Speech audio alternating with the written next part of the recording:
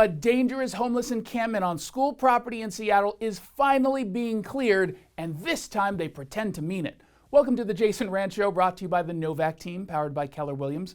Visit them online at meetthenovaks.com. The encampment attached to Broadview Thompson K-8 is set to be cleared within the next 6 weeks, according to Seattle Public Schools, unless you actually take them by their word. Unlike the goal to be cleared by September 1st, this time it's going to be handled. Except it really won't actually be handled.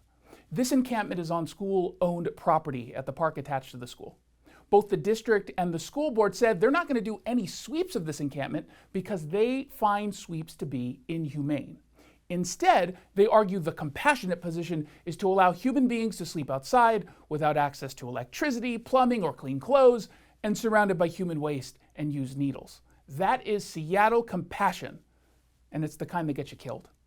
Since the district said they'd connect with a local nonprofit to help place the homeless in shelter, the encampment actually got larger.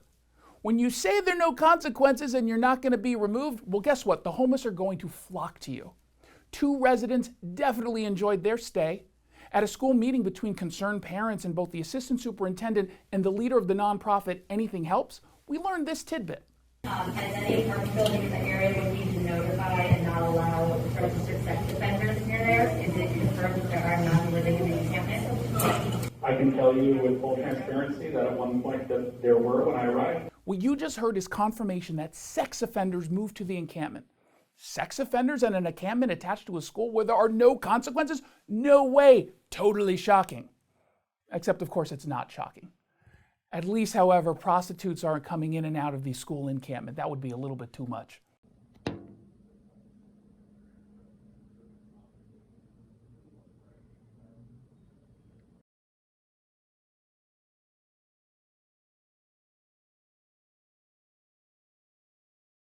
So I guess they are coming in and out whenever they want. Sex offenders, prostitutes, open-air drug use, fights, weapons on display, trash everywhere, mentally ill people yelling at all hours of the night, and of course the smell of urine permeating the entire park and school grounds. That's what's happening at a school encampment, and this district has let it go on for months and months and months. Obviously, this isn't a good look. So we got another promise that this time we're going to clear this encampment, a promise that inevitably will be broken. When can you anticipate a date for things changing out here? Yeah. So we're looking at the next 4 to 6 weeks to really make some significant progress at the camp. Significant progress, but not a total sweep. It's not clear what significant progress looks like, since they already think significant progress has already been made, even though the encampment has actually gotten bigger. And instead of being clear, they speak in meaningless, aspirational talking points that makes it impossible to actually hold them accountable. The district won't explain when the encampment will actually be cleared. How long is the district willing to let these folks stay on the property? So I want to say that the camp remains unauthorized and unsanctioned.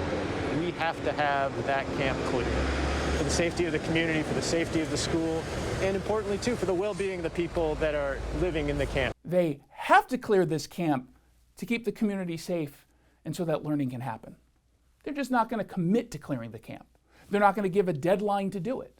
And even though it's an emergency and these kids are in danger and they're not learning, they're going to take another month and a half to do the work. If it's not already clear to you, Seattle Public Schools pretends to care more about the homeless than they pretend to care about your kids. And I say pretend intentionally because they want the appearance of caring. Seattle progressives love to use the misery of homeless people to signal their own virtue.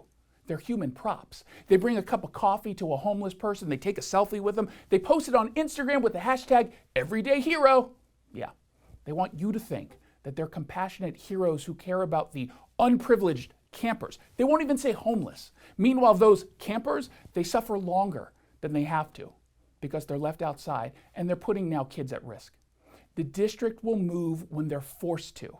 And right now, the district doesn't feel forced by the parents. The only time any activist leader in this city does something is when it escalates so much that they're forced to act. We're not there yet. Unfortunately, it could take a kid being seriously injured or worse before anything happens. To be clear, these kids and the staff that work at that school, they right now are living on borrowed time, and the district doesn't seem to care.